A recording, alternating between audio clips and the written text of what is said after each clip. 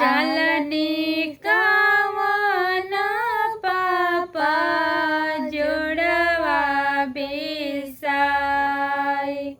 ठीक दोपहरिया में जासाई अमवा की डाली चढ़ी बोले ले कोई लिया हो कहाँ बाबू जल ठीक दोपहरिया हो जेठ बैसाखवा के धुलपी भुभुरिया हो जरे बाबू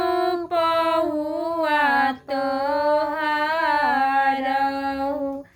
जरे बाबू पहुआ तोहार बैठी जा बटोहिया हो अम्मा के छैया हो तनिक विश्राम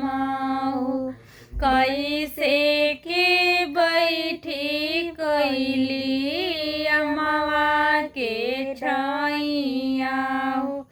कैसे करी हम विश्राम हमहू त जाई कैली